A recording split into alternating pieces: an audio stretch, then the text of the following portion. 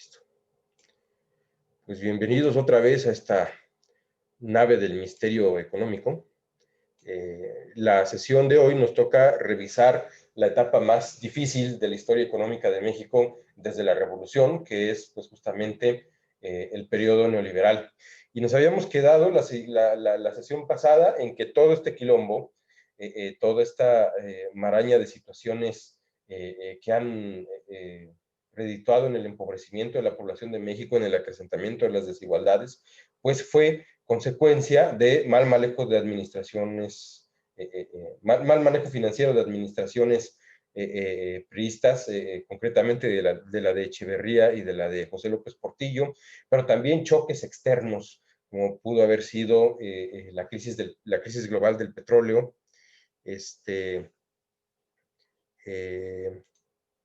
Hago una, sí, Luisa, estoy enterado, fue de NEP la que me comentó, no le he podido responder el mensaje, pero me doy por enterado. Bueno, entonces, estaba, sí, pues que la crisis del petróleo de los años 70 que le pegó a Echeverría y que le pegó a José López Portillo, sobre todo a José López Portillo, pero también vale la pena decirlo, el nepotismo de este último, la corrupción, el manejo de programas asistenciales, perdón, también un interés de expandir el gasto público y de tratar de enfrentar contracíclicamente la crisis que ya se estaba avecinando.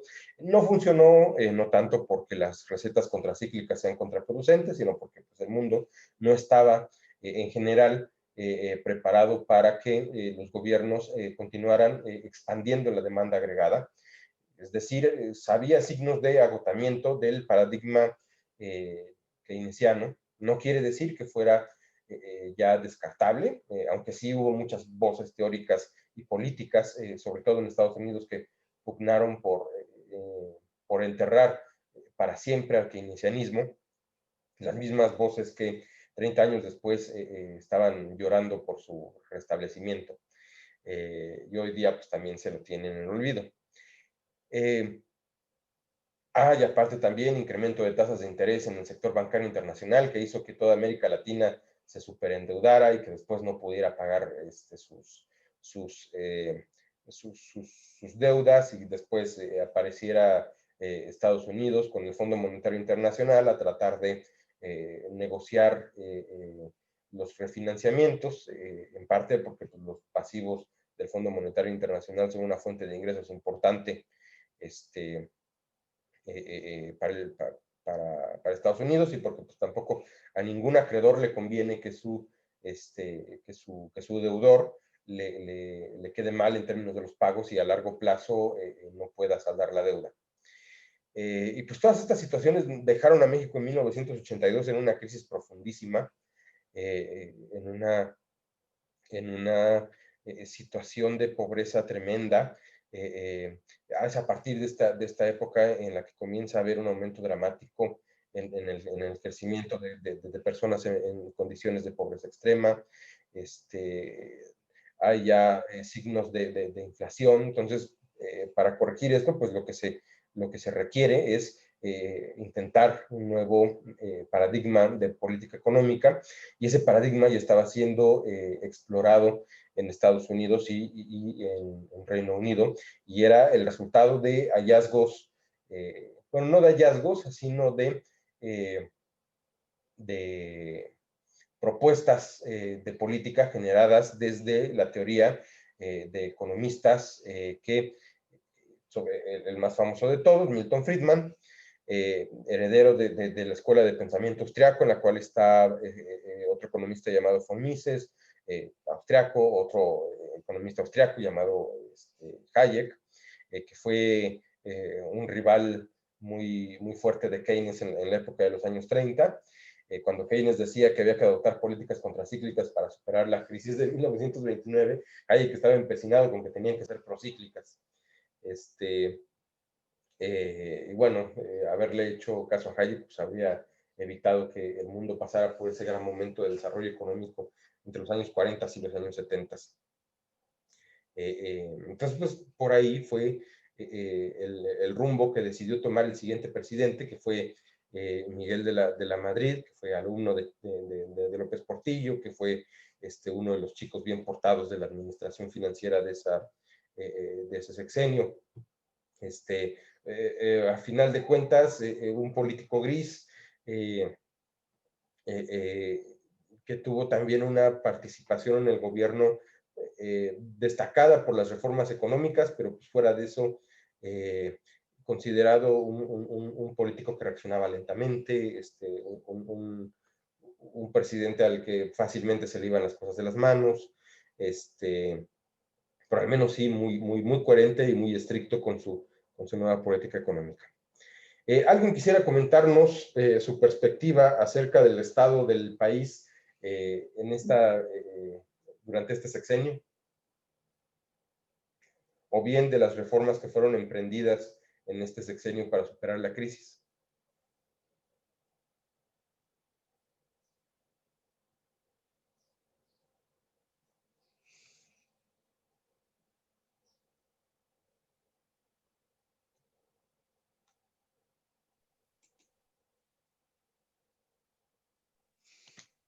Estamos hablando del 82, ¿no es así? Sí, del 82 al 88. Gustavo ha pedido la Pues palabra. sí. Pues en ese tiempo había un endeudamiento externo muy grande porque se había acabado la bonanza petrolera. Entonces, alguna de las medidas que se adoptaron fue recortar el gasto público. ¿Saben ustedes cómo le decían de apodo a Carlos Salinas de Gortari cuando era secretario de Programación y Presupuesto de Miguel de la Madrid?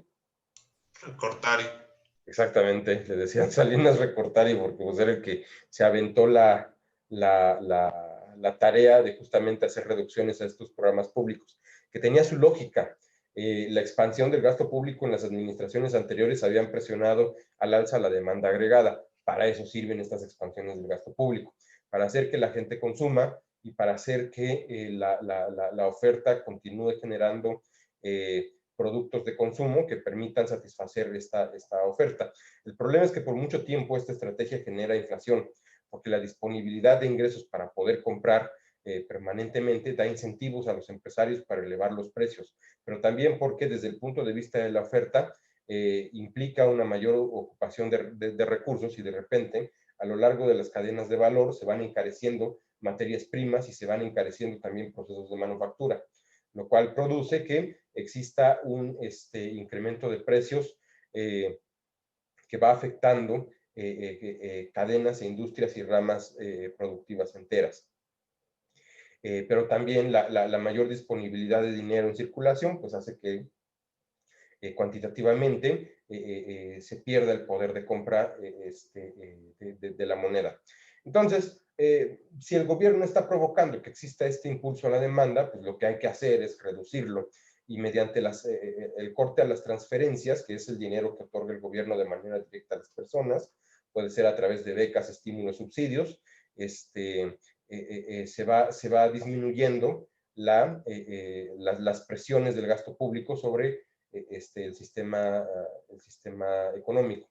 Pues ahí es donde entra Salinas Recortari a implementar estas disminuciones del gasto en programas públicos. ¿Qué más?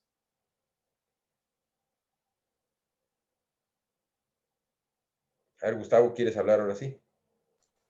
Bueno, yo iba a decir, aparte del recorte de programas públicos, también la privatización, o sea, con él, ya después el boom fue con Recortari, pero en realidad el que empezó esto de la privatización de empresas fue de la Madrid. Porque así el Estado se libera de más cargas, entonces eso ejerce menos gasto público. Exactamente. Una cosa muy triste de las empresas paraestatales. Había 1,115 empresas cuando terminó el sexenio de López Portillo y al terminar el sexenio de Miguel de la Madrid había 200. De esas 200 todavía la mayoría fue pues vendida. Hay que utilizar con mucho cuidado el término dilapidadas, pero sí, algo hubo de eso, de venderlas a precios de risa.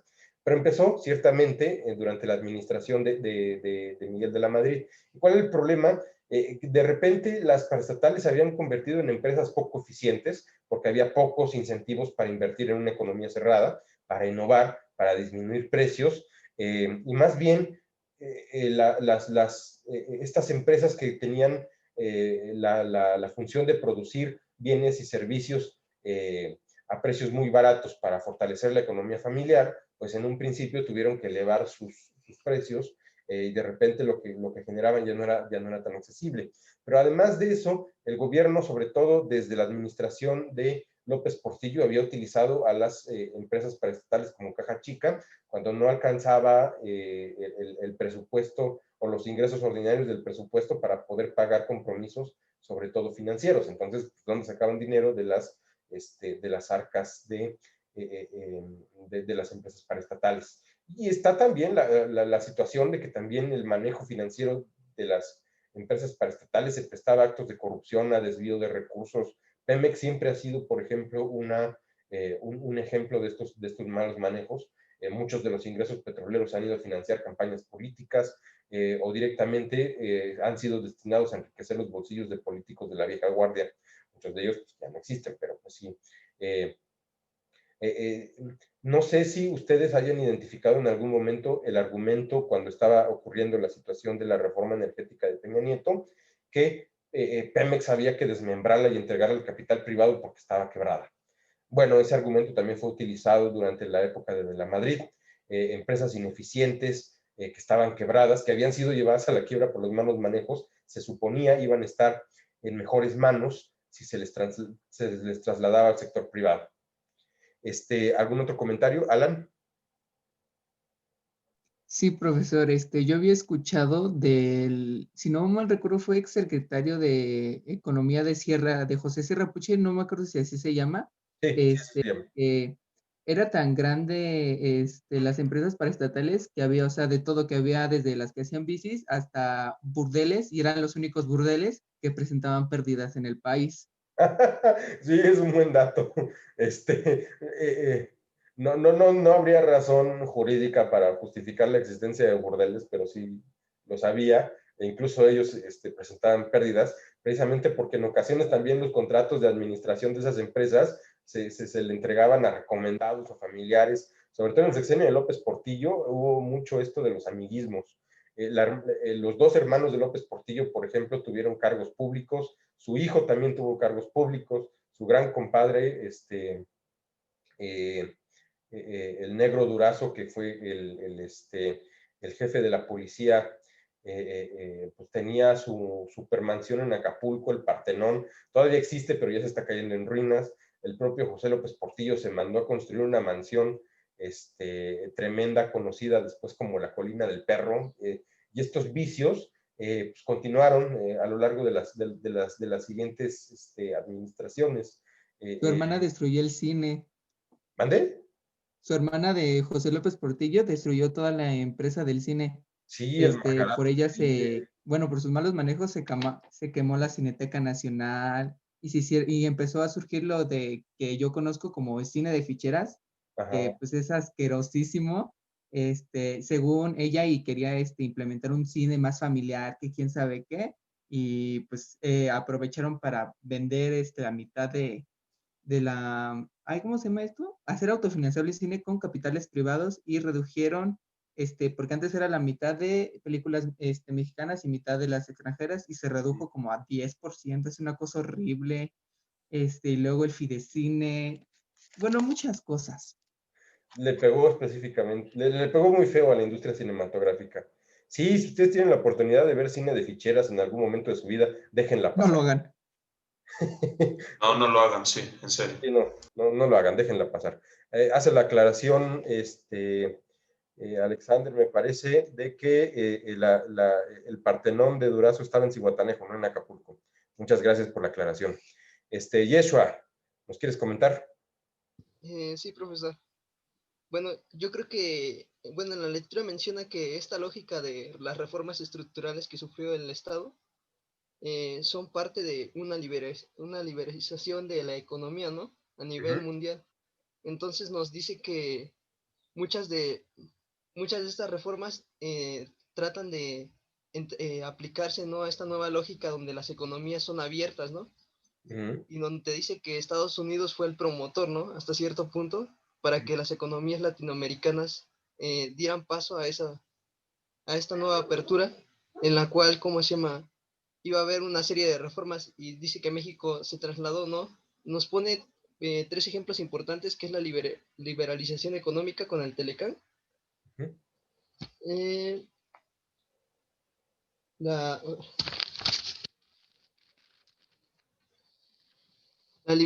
liberalización económica con el Telecán, en las reformas para los recortes de la inversión pública, y ay,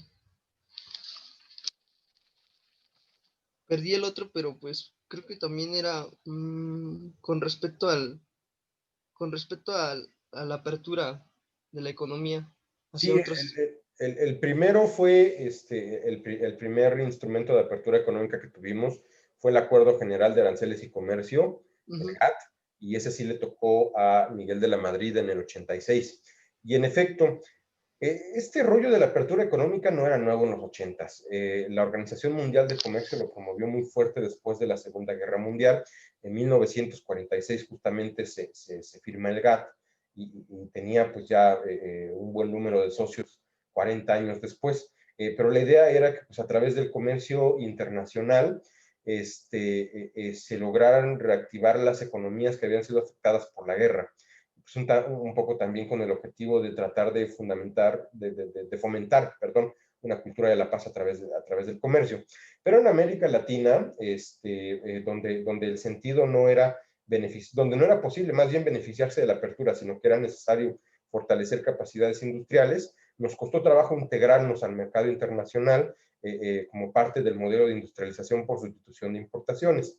Ahora, sí es cierto que la apertura comercial fue una receta de las tantas recomendadas por Estados Unidos y por el Fondo Monetario Internacional, con el fin de sanear las finanzas públicas y estabilizar la economía. Pero hay también una razón económica detrás de la urgencia de expandirnos. Precisamente el hecho de que una economía se sobrecaliente significa que existe un diferencial de productividad muy alto dentro del propio país, o un potencial de productividad muy alto, que pues justamente presiona al alza los precios, dificulta el sostenimiento de la oferta y genera potencialmente crisis económicas. Es lo que se conoce como una economía sobrecalentada. Entonces, por así decirlo, para enfriarla hay que encontrarle más mercado a esa economía, justamente porque no es difícil en el corto plazo bajar el potencial de la productividad. ¿Qué implicaría bajar este potencial? Pues cerrar empresas, correr gentes, disminuir la inversión productiva, impulsar una política monetaria restrictiva.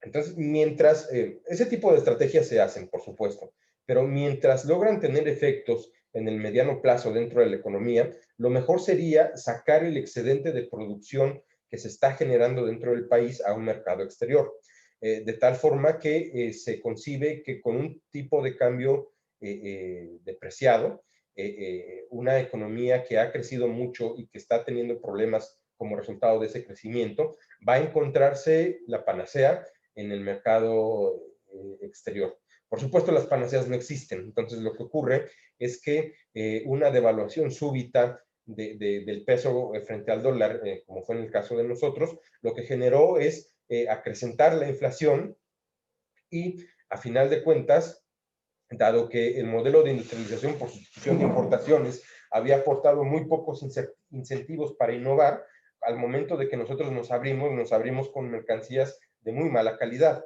que no compiten adecuadamente con las de otros países, especialmente con mercancías estadounidenses. Y todavía en los años 80 nos encontrábamos en una encrucijada, bueno, más bien en una etapa de transición entre un consumo que era muy intensivo en mano de obra y por ser intensivo en mano de obra, aún no con grandes componentes tecnológicos, pero ya comienza a existir nuevas mercancías, nuevos productos que sí son intensivos en tecnología. Y además también eso viene aparejado de que los países industrializados concibieron su salida particular de esta crisis del posfordismo de los años 70, de la producción en masa, pensando que era más benéfico para ellos concentrarse en la producción de servicios y no en la producción de mercancías, en la producción manufacturera. Era más rentable a corto y, en todo tipo de plazos, a corto, mediano y largo plazo, hacer que aquellos países en vías de desarrollo se encargaran de la producción manufacturera. Es decir, que los países pobres se convirtieran en la fábrica del mundo y que los países ricos se dedicaran, como diría López Portillo, a administrar la abundancia financiera. Pero al final de cuentas, pues los mejores productos, las mayores inversiones en tecnología, los grandes avances en productividad siguieron haciéndose en los países desarrollados y los países en vías de desarrollo se convirtieron en maquiladores, es decir, en proveedores de materias primas y en ensambladores de productos dedicados a la exportación. Y en México ya habíamos tenido la noción de que convertirnos en maquilador nos iba a ayudar mucho para poder crecer mediante las exportaciones, y pues no funcionó ni en el sexenio de Díaz Ordaz y no funcionaría incluso en el sexenio, hasta el sexenio de Enrique Peña Nieto. Es una mala estrategia, pues porque agrega valor, pero no genera materias primas, perdón, no genera mercancías, productos finales con alto valor tecnológico. Así que el valor que agrega en realidad es poco. ¿Alguien más quiere comentar? Hace rato estaban también otras manos levantadas. Jesús. Bueno, profe, creo que también con Miguel de la Madrid se da la venta parcial, no recuerdo, creo que era hasta 49% de las empresas, de los bancos que había privatizado en el sexenio anterior, José López Portillo. Al revés, más bien ocurre que se comienza a privatizar la banca que estaba nacionalizada con López Portillo. Recordemos que López Portillo culpa a los bancos por la salida de capitales extranjeros durante el final de su mandato. Eso pues, lo obliga a enfrentar una situación económica insostenible desde el punto de vista del balance de las finanzas públicas y de la balanza comercial. Se compromete López Portillo a no devaluar el peso para poder salir al paso de la crisis. Crece la incertidumbre en los bancos y se van. Pues para que no se vayan o para que no retiren sus fondos, sus reservas, pues dice López Portillo, los nacionaliza. Pero esta lógica comienza a cambiar justamente en el gobierno de Miguel de la Madrid y se profundiza en el gobierno de Salinas de Gortari. Más bien fue con Salinas cuando ocurren los mayores niveles de privatización de la banca, pero yo personalmente no estoy seguro del dato de que haya sido 49% durante alguna de las dos administraciones, pero sí estoy seguro de que es más característico este proceso de privatización durante el sexenio de Salinas, que había empezado naturalmente durante el sexenio de Miguel de la Madrid.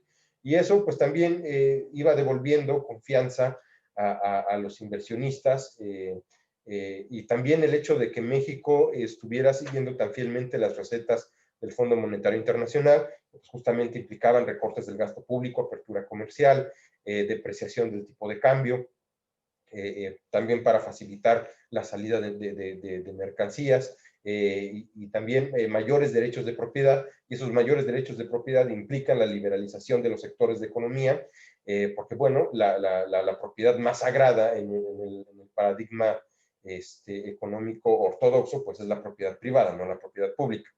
Y México pues tenía aportaba todas las razones por las cuales era poco conveniente que la propiedad de los medios de producción estuviera en manos del Estado, ¿no? Malos manejos, utilización como cajas chicas, baja productividad, bajos incentivos para la inversión. Y pues bueno, al menos ir liberando el sector financiero, que era uno de los sectores económicos más importantes y más decisivos para poder mantener a flote la economía, pues fue un avance importante que nos dio credibilidad internacional y que nos dio confianza entre inversionistas. ¿Alguien más?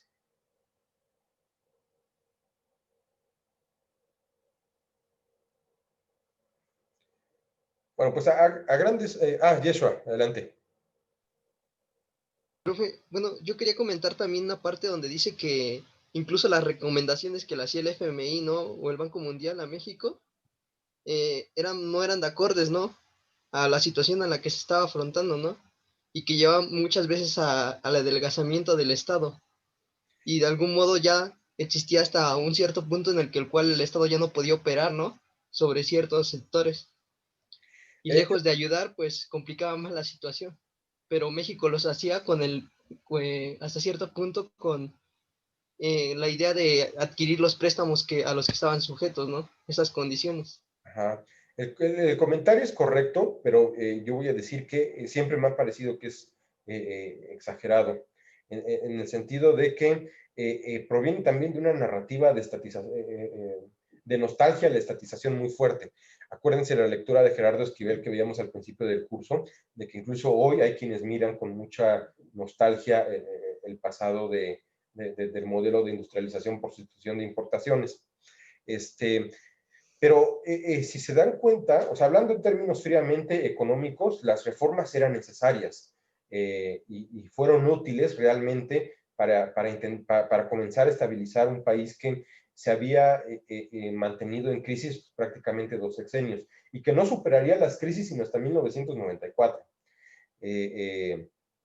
Y pues bueno, también Gerardo Esquivel nos lo decía, en un entorno económico, en un país con alta volatilidad, con altísimo riesgo, tanto crediticio como financiero, como productivo, las reformas económicas ortodoxas se vuelven efectivas al menos para calmar la cosa. Y al menos la calman, pero después ya que el sistema ha alcanzado un nivel de estabilidad, ya no son suficientes para poder impulsar el crecimiento. Ahora, sí, el Fondo Monetario Internacional puso muchas condiciones para reanudar los préstamos. Recordemos que durante los sexenios de Echeverría y de López Portillo, México había declarado varias veces que no tenía solvencia para pagar las deudas y que incluso en el gobierno de López Portillo nos declaramos en default, que es incapaces de pagar. El Fondo Monetario, pues, no le convenía, o también veanlo desde el punto de vista de las relaciones comerciales de Estados Unidos y México. Ya para ese entonces, y sobre todo después de la firma del GATT, México se había convertido en un mercado muy importante de productos provenientes de Estados Unidos, sin capacidad de compra, tanto pública como privada. Se perdía, México se convertía en un lastre para la oferta de Estados Unidos. Entonces, pues, también al Fondo Monetario le convenía encontrar la forma de que México pudiera comprometerse a pagar sus créditos para poder fincarnos más créditos y que no se detuviera esta relación de consumo entre Estados Unidos y México. Pero bueno, el Fondo Monetario Internacional no iba a proveer los créditos gratis, sino hasta que México saneara sus finanzas, estabilizara sus indicadores macroeconómicos para que tuviera condiciones con las cuales generar ingresos que permitieran pagar. La gran dependencia del petróleo, por ejemplo, nos sujeta desde los años 70 a una cuestión muy lamentable hasta el momento, que es que pagamos los créditos con lo que viene el petróleo, cuando deberíamos pagarlos con el dinero de los impuestos. Pero como nunca fuimos grandes recaudadores, y afortunadamente, eso sí, con el gobierno de López Obrador hemos mejorado nuestra eficiencia recaudatoria, seguimos dependiendo del petróleo y el propio presidente siente que el comercio de combustibles va a seguir siendo el motor de la economía mexicana. Imagínense la tragedia que en los años 70 7 de cada 10 pesos de los ingresos públicos provenían del petróleo. Actualmente 2 de cada 10 provienen del petróleo, pero aún así aproximadamente entre 2 y 3 provienen, o provenían hasta los primeros años del siglo XX de las finanzas públicas, perdón, del cobro de impuestos. Algunos otros pesos más venían del cobro de otros ingresos que no son tributarios, como derechos, aprovechamientos, y bueno, 3 o 4 pesos de cada 10 provenían regularmente de créditos internacionales. Y esos 3 o 4 pesos de créditos internacionales, pues había que pagarlos con 2 pesos de ingresos petroleros. O sea, de alguna forma, ya para finales de la primera década del siglo XXI, pues ya teníamos un balance en términos de capacidad para pagar créditos.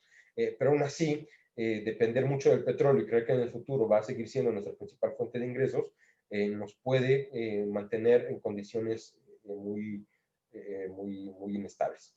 Y bueno, el petróleo siguió siendo la gran mina de oro del gobierno mexicano para pagar créditos, pues hasta la actualidad. Pero pues, no era suficiente para el Fondo Monetario Internacional tener garantías petroleras para el pago de los créditos. Era forzoso que México se comprometiera a adoptar reformas que permitieran transitar hacia un entorno de estabilidad macroeconómica antes de seguir concediendo créditos. Entonces, son básicamente los rasgos generales del gobierno de Miguel de la Madrid. Si debiéramos caracterizar a esta administración con algún tipo de política específica, pues diríamos, a él le corresponden las políticas de estabilización macroeconómica, la implementación de políticas de estabilización macroeconómica recomendadas por el Fondo Monetario Internacional. Vamos a dar un descanso de 5 minutos y volvemos para platicar del sexenio de Carlos Salinas de Gortari y de Ernesto Zedillo. Nos vemos a las 8:10. ¿Ves, bro? Sí, profe. Ya estamos de vuelta. Ahora a continuar con el análisis de un sexenio un poco más convulso. Hay quienes califican el sexenio de Salinas de Gortari y específicamente por el año de 1994 como el más difícil y más caótico de la historia del México postrevolucionario. Hablando en términos económicos, hay que apuntar que la papa caliente que recibió Miguel de la Madrid de López Portillo siguió caliente cuando se le entregó a Salinas de Gortari y le explotó en la cara a Zedillo. Y afortunadamente en ese sexenio murió la papa caliente, porque después la nueva lógica de hacer economía de Vicente Fox y de Felipe Calderón, al poner en el centro del desarrollo y del crecimiento económico a los empresarios, pues finalmente sí logró romper con la lógica de utilizar al gasto público como un instrumento inflacionario y desestabilizador. El problema es que fueron demasiado lejos y crearon programas que se olvidaron de mejorar o más bien de redistribuir el bienestar entre toda la población y generaron esquemas para beneficiar a aquellos que más tenían y para darle muchos privilegios a las empresas. Pero bueno, regresándonos 20 años antes, en 1984, México estaba, en 1988, que es cuando ocurre el cambio de administración, a México no le había ido bien con la cuestión de la apertura económica, las devaluaciones habían también tenido un efecto potencializador de la inflación, México alcanza a tener un nivel tan alto de inflación que comienzan a imprimirse billetes de 2,000, 5,000, 10,000, 100,000, 200,000 pesos para poder acompañar el incremento exagerado del nivel de precios de las mercancías. Por supuesto, el salario mínimo o la economía en general se encontraba indexada Así que indexación significa que todas las variables de gasto y de ingreso crecen al mismo ritmo que la inflación. Entonces, en ese sentido, más bien lo que pasó es que hubo una pérdida de poder adquisitivo de la moneda tremendo y por eso era necesario estarle agregando ceros al peso cada vez que ocurría alguna crisis inflacionaria. Y bueno, el mal estado de la economía, ¿no?, hacía pensar al gobierno que todavía hacía falta ser más estrictos y profundizar las medidas de ajuste del Fondo Monetario Internacional, que afortunadamente pues ya había regularizado los pagos de sus préstamos y ya contábamos nuevamente con ese financiamiento. ¿Qué recuerdan ustedes acerca del sexenio de Carlos Salinas de Gortari? Además de todo lo que pasó en el 94, que eso merece un espacio aparte.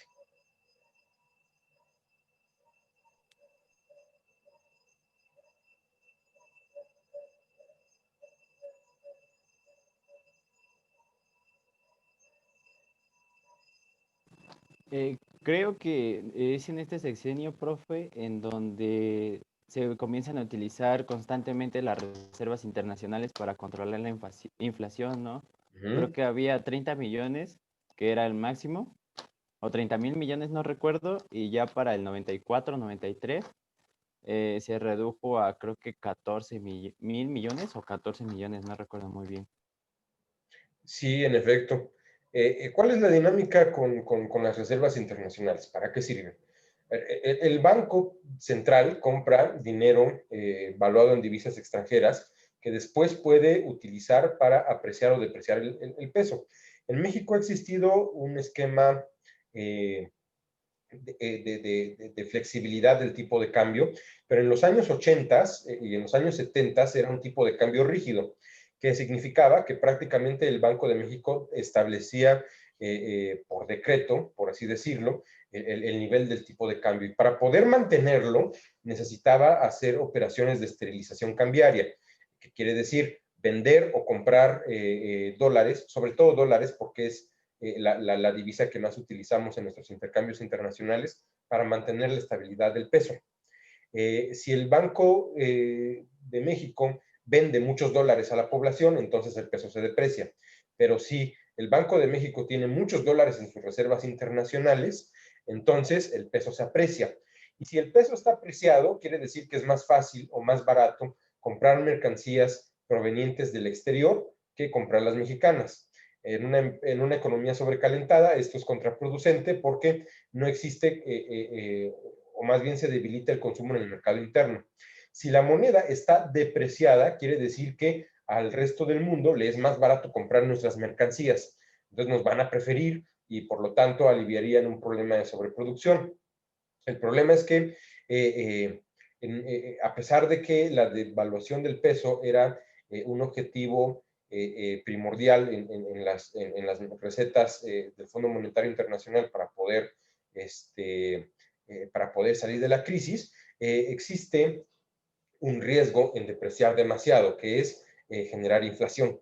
¿Por qué? Porque el peso pierde poder adquisitivo con cada depreciación y esta pérdida de poder adquisitivo, sobre todo en una economía que está muy acostumbrada o que depende mucho de las importaciones, encarece el precio de los productos básicos que llegan a nosotros desde otros países. Y de paso también, como una situación de mantenimiento de la competencia, encarecen los producidos localmente. De tal manera que actualmente, si ustedes le preguntan a los funcionarios del Banco de México, y lo señalaba Jaime Ross cuando hablábamos en la lectura sobre las reformas microeconómicas incompletas, existe un miedo a flotar y un miedo a devaluar.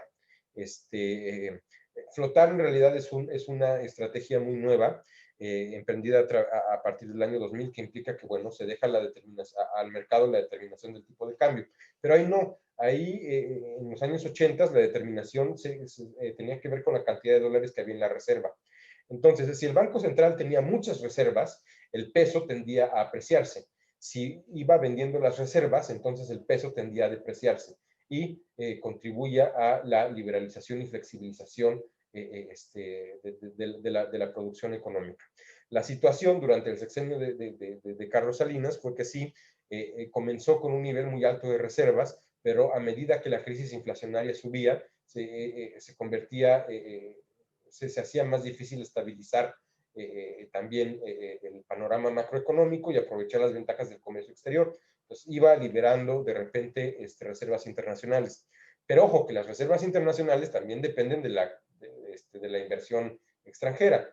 Y en 1994, que se desata la crisis de credibilidad y certidumbre, que se conoce como el efecto tequila, porque contagió a otros países, pues el Banco Central se queda sin reservas y en general todo el sistema bancario se queda sin fondos para hacer frente a sus obligaciones con sus propios clientes y a las obligaciones del país con organismos internacionales. Y bueno, eso fundamenta lo del FUAPROA, que ahorita vamos a ver. Teníamos otras manos levantadas. Manuel. Hola, buenos días, ahí me veo. Yo quería justamente aportar la parte de la privatización que ya todos bien sabemos, pero lo que sí me hizo chistoso es como a partir de la ley del 93 se abre el comercio total a un 100% tal cual dice la lectura, pero aún así se protegen ciertos sectores, incluyendo de uno de los que se privatizaron, como fueron Telmex, ¿no? O sea, haciendo cierto proteccionismo hacia un cierto sector. Y también luego era también una duda que yo tenía sobre el tipo de cambio. Creo que ya ahorita está más resuelto, pero o sea, básicamente en la lectura dice que hay un tipo de cambio semifijo, que es el cual mantenía Cedillo, y no, no sé si, creo que Salinas también, el cual fluctúa dentro de una banda, ¿no? Yo creo que es un margen. Y luego dice que ya tenemos un tipo de cambio flexible. ¿Es así? ¿Ya tenemos, ya tenemos un tipo de cambio flexible o sigue fluctuando dentro de la banda? Pues si ustedes le preguntan al Banco de México, les van a decir que es flexible. Pero este esquema de flotación de la banda que viene de un esquema semimixto, perdón, de un esquema semirrígido o mixto, implica también que todavía es necesario llevar a cabo acciones de esterilización cambiaria. Entonces, en la práctica se siguen llevando a cabo. Yo diría que más bien nuestra realidad corresponde a un sistema mixto, pero con una preferencia o con una tendencia a ser de libre flotación. La gran diferencia, el esquema de libre flotación fue adoptado en 1995 ya para deshacernos de los problemas de credibilidad en el mercado cambiario. Y en lo que consiste fundamentalmente es que el mercado determina el tipo de cambio, en el sentido de que en función de que los inversionistas prefieran nuestra moneda o prefieran la moneda extranjera, se va estabilizando el precio de cambio. Pero por supuesto, el banco tiene que subastar a veces dólares para estabilizarlo. Pues otra vez, está este tipo de banda cambiaria, dentro del cual oscila el tipo de cambio, pero el objetivo del Banco de México es evitar que se mueva por encima de la banda, es decir, que exista una depreciación del tipo de cambio porque eso genera inflación. Lo que decía Jaime Ross, ¿no? De que existe el miedo a flotar justamente porque eso genera inflación. Pero es necesario dejar que el peso flote, y eso es una lección que comenzamos a aprender, que empezamos a ver en el sexenio de Cedillo, y que después la política económica de Carstens durante el sexenio de Fox y durante el sexenio de Calderón dio marcha tras ese aprendizaje con el fin de sostener el crecimiento. Y también porque pues a Carstens le tocó la crisis de 2008, algún freno tenían que poner para que México no se contagiara de pulmonía con el catarro que le dio a Estados Unidos.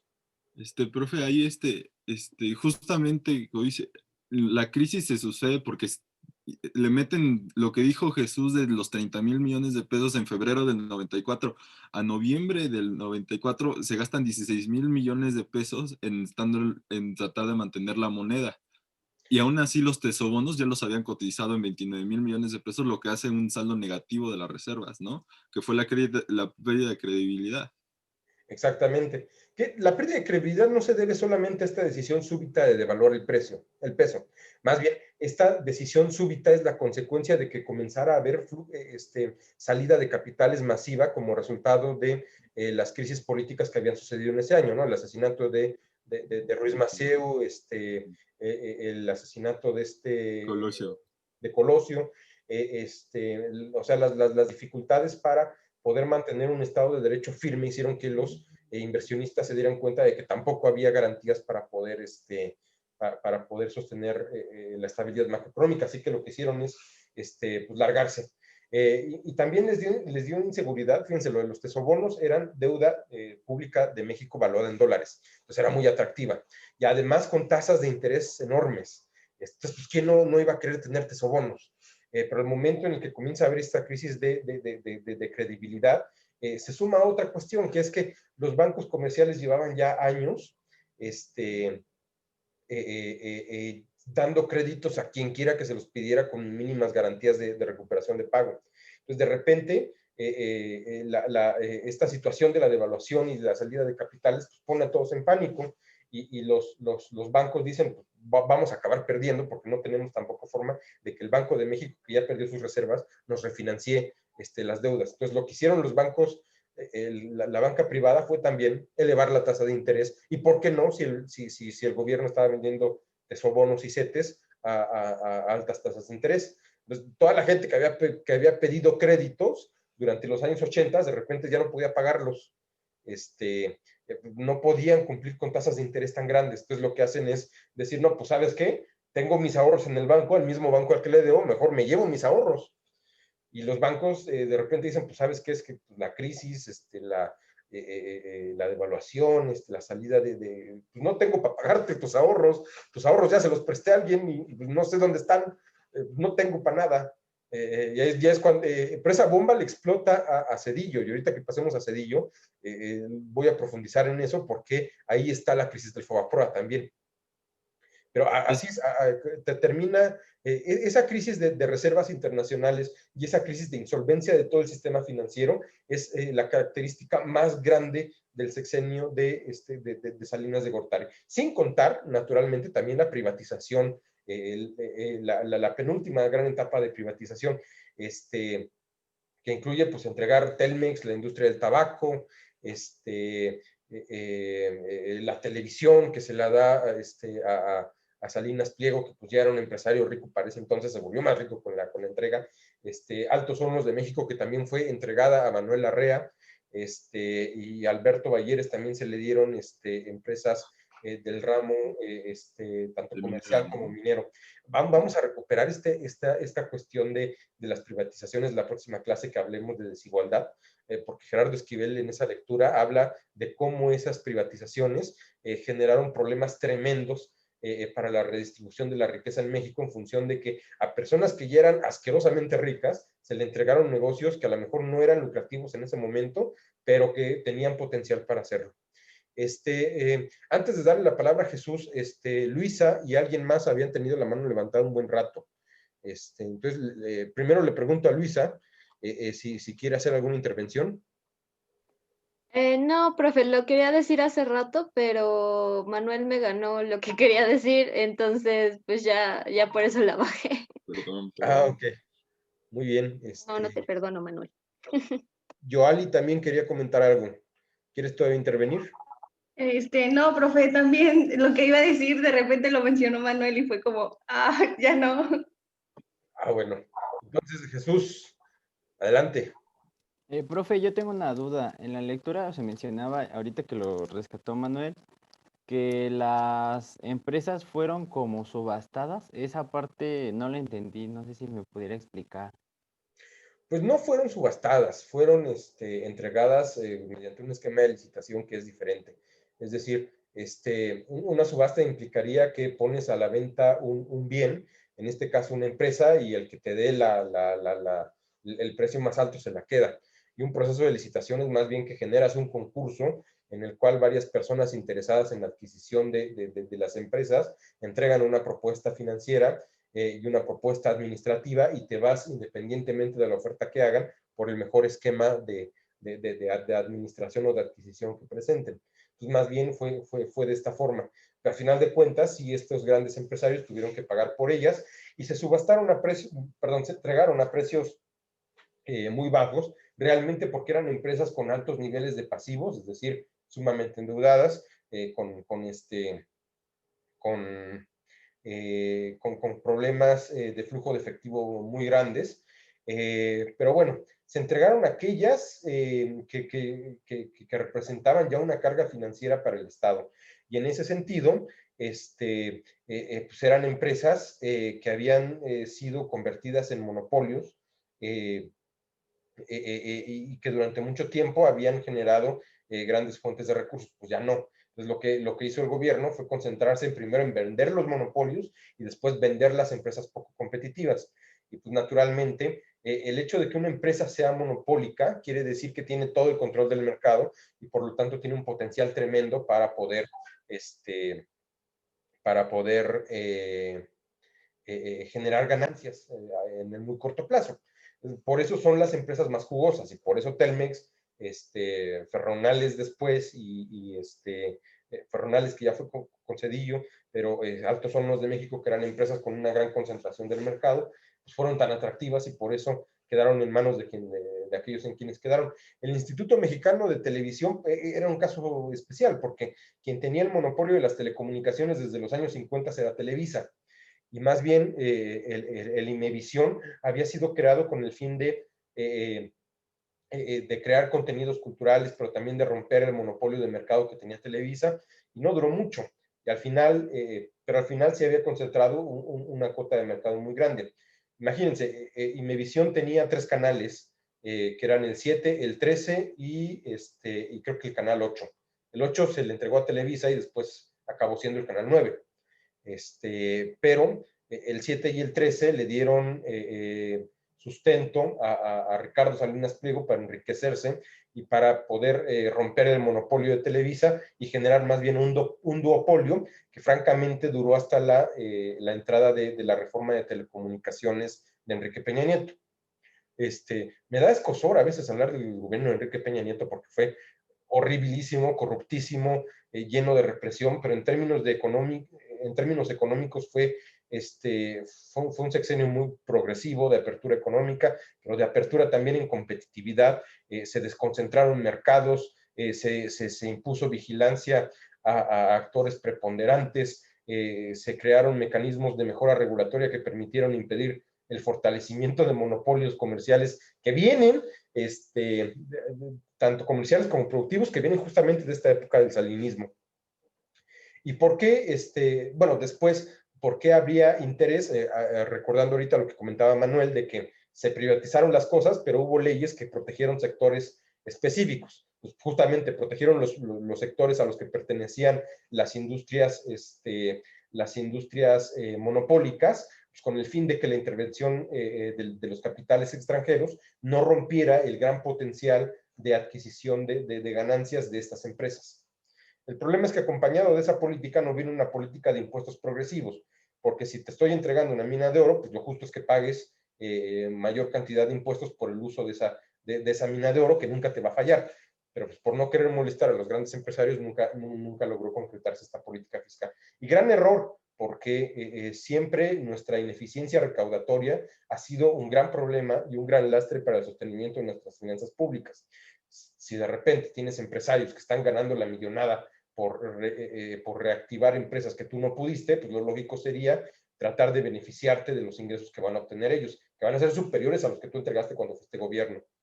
Entonces queda pendiente hasta la fecha grabarle impuestos progresivos a esos grandes capitalistas, a Carlos Slim, a Germán Larrea, a Ricardo Salinas Pliego y a Alberto Balleres. El propio Salinas Pliego nos ha salido con la puntada esta semana de que a quienes hay que cobrarle impuestos es a los consumidores, no a los productores, porque eso desalienta el interés en las inversiones. Entonces, continuación de una lógica perversa que tiene sus orígenes en esto. Pues bueno, estos serían entonces las grandes características del gobierno de Carlos Salinas de Gortari, que si pudiéramos caracterizarlo de alguna forma, lo diríamos crisis en el sector financiero y crisis de credibilidad. Ahora, pues vamos a pasar a analizar el gobierno de Cedillo, otro presidente muy gris, pero muy violento. Así de tranquilo como lo veían, era capaz de atrocidades públicas tremendas, pero pues finalmente en el tema económico, pues hay que reconocerle que logró estabilizar el panorama de manera aparentemente definitiva, logró superar el estallido de la gran papa caliente que venía cocinándose ahí desde el sexenio de López Portillo, y le entregó a Fox realmente un país con tipo de cambio bajo, con inflación baja.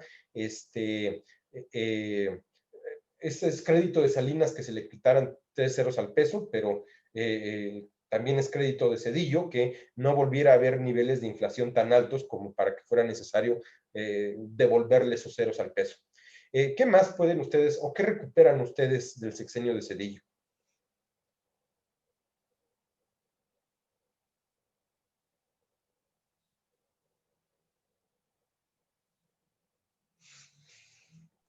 Pues principalmente yo creo que sería el rescate de la banca que ya se estaba dando con Salinas a finales de su sexenio, pero como bien lo dice, no termina de explotar en el sexenio de Zedillo, entonces establece no me acuerdo cómo se llama, fondo de rescate, creo, Fondo a la banca. al ahorro. Que creo que, bueno, por lo que entendí, intentan rescatar bueno, a los deudores, pero no solo los deudores que son, bueno, en este caso los bancos, sino también van a meter a los deudores pequeños de los créditos que habían solicitado, pero que no podían pagar. Sí, exacto. Pues vamos a meternos de una vez al FOBAPROA, que es un tema muy interesante.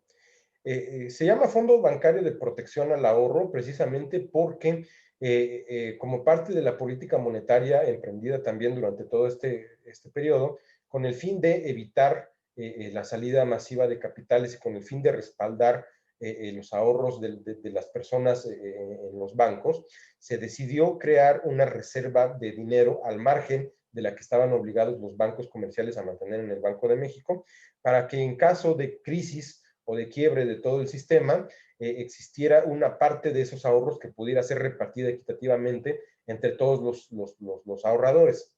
Y de hecho, pues una parte de este fondo era financiado con los ahorros de los clientes de los bancos y otra parte con dinero público.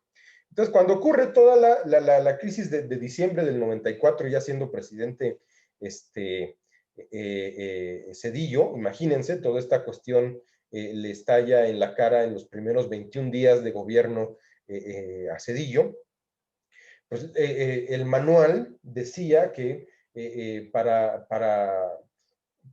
compensar a los ahorradores, pues había que entregarles los fondos que les correspondían en el FOBAPROA.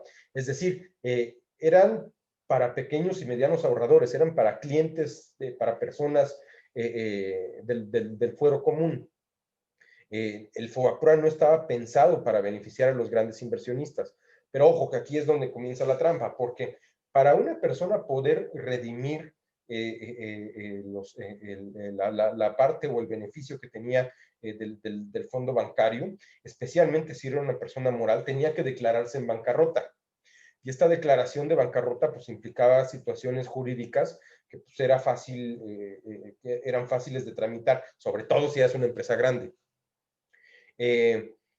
Pero la situación aquí con el FOBAPROA viene de que los primeros interesados en declararse en bancarrota para que los rescataran, para que les resarcieran sus ahorritos que habían perdido en el banco, pues eran los grandes empresarios y personas allegadas al poder, que de hecho no tenían gran parte de sus ahorros bancarios en el sistema mexicano, sino que pues a lo mejor los tenían también en el extranjero, o los tenían guardados debajo del colchón, o los tenían en instrumentos no bancarizados, como por ejemplo títulos de deuda y acciones que se cocinan aparte. Es decir, gente con una cantidad tremenda de dinero que no necesitaba los recursos del FOBAPROA, fueron los que más se beneficiaron del FOBAPROA. Y fueron beneficiados gracias a esquemas de corrupción y ellos mismos exigir que era obligación del Estado rescatarlos. Y se les dio prioridad a ellos y se quedaron marginados los pequeños y medianos ahorradores, quienes pues tuvieron que hacer tripas corazón con lo que les quedó, con las migajas del FOBAPROA que les quedó. para poder satisfacer su necesidad tanto crediticia como su necesidad de gasto corriente.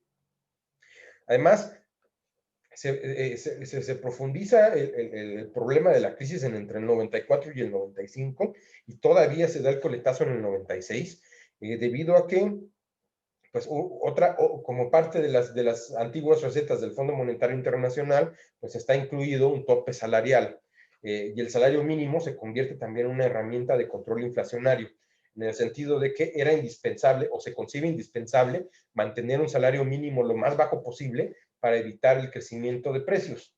Y esto es obvio, si existe un salario mínimo alto, pues también existe mayor consumo, y el mayor consumo vuelve a sobrecalentar la economía.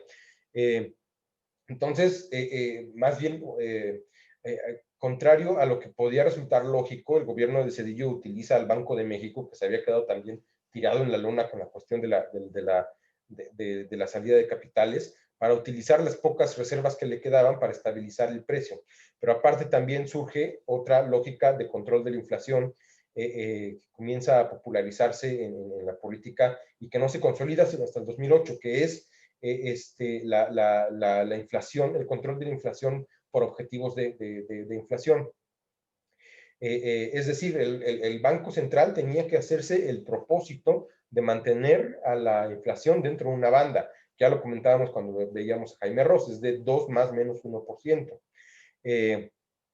La situación era cómo llegaban a este esquema de objetivos de inflación que viene dado por la regla de Taylor. Pues primero, como lo que interesa es mantener a raya la inflación en una economía sobrecalentada, y la economía se sobrecalienta por un problema de exceso de productividad, pues hay que dejar fuera de la ecuación a la parte que habla sobre el crecimiento económico.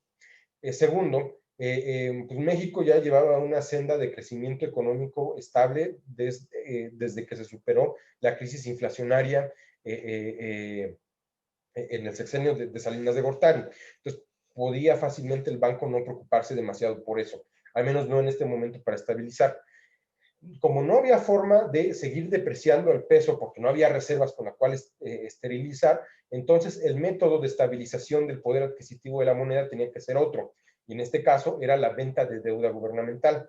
Los tesobonos habían fracasado, había otro instrumento que también fracasó que se llamaban petrobonos, que era deuda de Pemex también valuada en dólares, que pues, había caído en desconfianza desde la época de las crisis petroleras en los 70s, y otra vez habían sido afectados negativamente con la crisis de credibilidad del gobierno de Salinas. Entonces tampoco iba por ahí. Lo que se optó fue decir que el Banco de México iba a tener la capacidad para emitir su propia deuda, los bonos de desarrollo, conocidos como bondes, y también el gobierno iba a cambiar de los tesobonos a un instrumento más firme de deuda, que eran los certificados de tesorería o los CETES. Que los CETES era un instrumento que no se creó en esta época, por supuesto, pero adquirió popularidad, y permitía a los inversionistas atraer sus capitales con tasas de interés también muy atractivas al principio, que no se ha sostenido. La tasa de los CETES ha oscilado y ha sido incluso cercana al cero, como parte de estrategias para hacer que se fomente la demanda agregada y pues, que la gente no ahorre demasiado. Es una estrategia también de banca que vamos a revisar cuando veamos el modelo Mundell-Fleming. Pero bueno, con estos nuevos instrumentos, pues ahora el control de la inflación estaba vinculado a la emisión de deuda pública. Y no solo a la emisión de deuda pública, sino también a la obligación de los bancos a estabilizar sus saldos al final de las operaciones, que esto se conoce como corto. La operación de corto implica lo siguiente. El Banco de México obliga a los bancos comerciales a que abran una cuenta con él, digamos, de ahorro. Y se le permite a los bancos comerciales llevar a cabo operaciones. Supongamos que al final del día Bancomer se queda con un déficit en su patrimonio exigible, es decir, en el número de pesos que la gente puede llegar a pedirle en retiro. Entonces, Bancomer le dice a Banamex, oye, me hace falta esta cantidad de dinero para poder salir tablas en mi operación. Y Banamex le dice, ok, yo te presto. Yo tengo excedente, quedé con excedente de operación en este día y te doy lo que a ti te falta, tranquilamente. Me pagas una tasa de interés y no hay problema. Si al final del día tanto Banamex como Bancomer se quedaran con déficit, entonces tendrían que decirle al Banco de México, oye, pues ¿qué crees? Que no logré salir tablas en mi operación del día de hoy, necesito que me des lo que tengo ahorrado contigo para poder equilibrarme y el día siguiente poder reanudar operaciones. Y entonces el Banco de México lo primero que les va a decir es, no tan rápido. Si ustedes dos no tienen para satisfacerse sus saldos, vean con otro banco, pídanle a Banorte, pídanle a Santander, pídanle a Serfín, que existía en ese entonces, o a Vital, que también era otro de los bancos que sobrevivieron a la crisis. Entonces ya si ninguno de ellos les va a prestar, pues ya me piden. Pero ojo, que yo les voy a cobrar una tasa más alta que la que está en el mercado intercambiario. Entonces no les va a convenir pedirme. Entonces ya los bancos tratan de hacer así la luchita de que alguien más les preste y se estabilice todo. Y si aún así no se estabiliza, pues ya van a tener que pedirle al Banco Central y pedirle una tasa más alta, pues qué remedio. Esta forma de hacer estabilización de política monetaria se populariza con Zedillo y continúa hasta el sexenio de Felipe Calderón. Ya en 2008 cambia la dinámica y el único instrumento que sirve que se utiliza para estabilizar la política monetaria es la deuda gubernamental. Ya no existe este sistema de cortos. Los bancos siguen estando obligados a arreglarse entre ellos cuando tienen déficits de operación en el día, pero esto ya no se utiliza como instrumento de política monetaria, sino como simple instrumento de estabilización de la tasa de interés bancaria y equilibrio, que es la tasa de interés de referencia para las inversiones extranjeras y para las inversiones también nacionales en el sector bancario. Que ojo, la tasa de los CETES es más bien la que se toma como referencia para las inversiones productivas, es decir, las que se hacen con capital financiero, pero por fuera del sistema financiero. Digamos, las que tienen que ver con la inversión directa, la inversión en capital, en formación de maquinaria, en adquisición de mercancías, etcétera. Pero bueno, esos son los mecanismos de estabilización que le funcionaron al gobierno de Zedillo para acabar con toda la masacre económica que había generado López Portillo y que había profundizado el paradigma neoliberal. Ahora, cuando entramos con Fox, la dinámica cambia en términos de concebir, y ahora sí se entra fuerte al discurso de el Estado mínimo, la iniciativa privada, porque fue también una cuestión muy particular del discurso de Fox. Fox era un empresario y se había lanzado a la política sin descuidar nunca su visión empresarial. Fue diputado federal en el sexenio de este Zedillo, fue también, a ver, espérame. Fue también gobernador y de la gobernatura saltó a la candidatura presidencial por el PAN. Y su solución era muy fácil. Pues darle a los empresarios la posibilidad de hacer lo que el gobierno no había sido capaz de hacer. En todo el discurso neoliberal siempre van a encontrar esa premisa, que la iniciativa privada siempre es más eficaz para conducir la economía e incluso plantear la política económica que el propio gobierno, y no el propio gobierno porque se presta a la corrupción. Incluso Andrés Manuel piensa de esta forma, pero Andrés Manuel no está tan convencido de que sea el sector privado el que debe reactivar la economía, justamente porque está consciente de que el sector privado es, a través de sus propias motivaciones, quienes fomentan el crecimiento de la desigualdad. Entonces, Andrés Manuel dice, pues sí, es el Estado, pero es el Estado con una visión humanista y social. E incluso me atrevería yo a decir una vocación cristiana de ayuda al prójimo y de valores que poco tienen que ver con teoría de administración pública. Pero bueno, Fox no, Fox sí decía, es una cuestión que se tiene que resolver desde el punto de vista económico porque la administración pública no ha funcionado. La administración pública debe dejar de estorbarle a la iniciativa privada para poder llevar a cabo estos cambios. Entonces, la dinámica de de política económica con Fox se convierte en hacer que el Estado deje de ser de una vez por todas interventor y se convierte en regulador. Y al ser regulador quiere decir que las instituciones públicas en materia de política económica solamente son observadores y, en su caso, autoridades con facultad de sancionar. No son planteadores directos de un esquema de política económica. Claro, el artículo 25 y 26 constitucional y la ley de planeación, pero la ley de planeación creo que es posterior al sexenio de Fox, no estoy muy seguro, exigen que la administración pública entrante genere un plan de crecimiento económico. Y pues por supuesto está planteado el de Vicente Fox, pero con estos lineamientos de darle mayor protagonismo a la iniciativa privada. ¿Qué es lo que provoca esto? Un replanteamiento del gasto público, disminución del gasto público, políticas de austeridad y todavía otra ola de recortes. Pero aún así, y esto se lo aplauden mucho los grandes empresarios a las administraciones panistas, se logró un crecimiento sostenido ya ahora sí en torno a 2-3% anual. Se mantuvo este crecimiento hasta el año 2018, pero sobre todo a Fox y a Calderón se les aplaude el hecho de haber mantenido en este marco de nueva forma de política monetaria la estabilidad del tipo de cambio. Pongámoslo así en este contexto. Salinas le entregó a Zedillo un tipo de cambio de 5 pesos. Y bueno, lo había recibido en términos de nuevos pesos, aproximadamente en 2 o 3 pesos, serán 2,000, 3,000 pesos cuando entró Salinas. Pero bueno, digamos, en términos de nuevos pesos, una devaluación de apenas como 3 pesos en el sexenio de Salinas a Zedillo.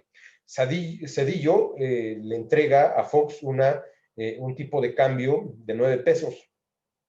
Es decir, hubo un aumento todavía en el sexenio de Zedillo muy, muy grande del precio del dólar, casi 5 pesos, casi lo mismo que había ocurrido con Salinas. Y después, Fox a Calderón le entrega un tipo de cambio de 11 pesos. Y Calderón le entrega a Peña Nieto un tipo de cambio de 12 pesos. Y esta gran estabilidad de tipo de cambio deviene también del famosísimo miedo a flotar y a devaluar. Pero bueno, este miedo sí fue efectivo para traducirse en una política de control de inflación muy, muy, muy efectiva. Y más bien ya Enrique Peña Nieto le comienza también a tocar una situación de desgaste económico, que es el rezago de la crisis de 2009, y que tiene que ver también con una desaceleración de la economía mundial y un regreso del interés por los proteccionismos, sobre todo viniendo desde la lógica del conflicto entre Estados Unidos y China. Y bueno, los indicadores están en que Peña Nieto recibe un tipo de cambio de 12 pesos y se lo entrega a López Obrador en 21 pesos. O sea, también una devaluación tremenda. Pero también permitida bajo la lógica de que México también durante el sexenio de Peña Nieto suscribió la mayor cantidad de convenios de libre comercio en la historia del país. Y México tiene el extraño honor de ser el país del mundo con más tratados comerciales firmados. Y pues bueno, para poder también dinamizar la preferencia por mercancías mexicanas, pues la administración de Peña Nieto tenía que permitir la devaluación del peso a fin de fomentar las exportaciones. Esta lógica de apertura comercial con miedo a flotar todavía, con un tipo de cambio que todavía tiene que ser estable, pero tiene que ser competitivo, permea hasta nuestros días. Y para la Secretaría de Economía es importante de momento no cuestionar los efectos o las implicaciones de esa política, porque estamos abriéndonos a nuevos horizontes comerciales. Ustedes saben, el año pasado logramos ya ratificar el TEMEC, Antes de eso habíamos ratificado el Tratado Integral y Progresista de Alianza Transpacífico, que nos mete en un mercado común en el que están países como Japón, Vietnam, Australia, Nueva Zelanda, muchos países de la cuenca del Pacífico, está Canadá. Es decir, otra vez nos meten en una canasta, en una canasta con un montón de países con diferenciales de productividad tremendos en comparación con el nuestro, y eso nos va a imponer retos. Pero al momento, incluso con la situación de la pandemia, el tipo de cambio más alto que logramos tener fue de 23 pesos, y ahorita estamos rondando entre los 20 y los 21. Es decir, seguimos preocupados, muy a la manera neoliberal, por mantener la estabilidad de la macroeconomía. Y yo quisiera plantear, y no solamente lo planteo yo, lo planteamos muchos que somos adherentes al proyecto político que está gobernando ahorita, en que ya es necesario de superar esa etapa de estabilización. Bueno, probablemente en este contexto de la pandemia no, pero si logramos salir bien de la pandemia, creemos que ya es necesario pensar en un esquema de política económica contracíclica que nos permita acelerar el crecimiento, y ya que hemos gozado durante mucho tiempo de estabilidad macroeconómica, arriesgarnos a recalentar un poquito la economía en beneficio de la población mexicana y de nuestras propias capacidades productivas.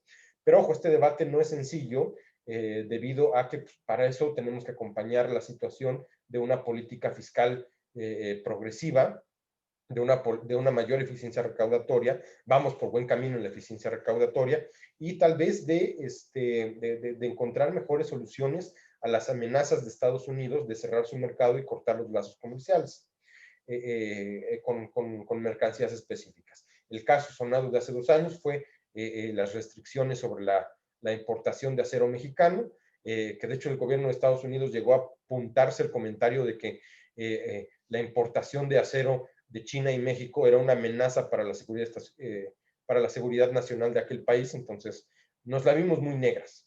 Y aparte, Trump nos condicionó a que no iba a reabrir el mercado de exportaciones, y que incluso iba a meter aranceles a más productos si no nos comprometíamos a detener la migración ilegal proveniente de Centroamérica. Los retos que figuran en el futuro inmediato de la economía mexicana, y los apunta muy bien la doctora Márquez, es que pues, tenemos que encontrar la forma de superar la crisis de poco crecimiento que hemos tenido desde los años 80.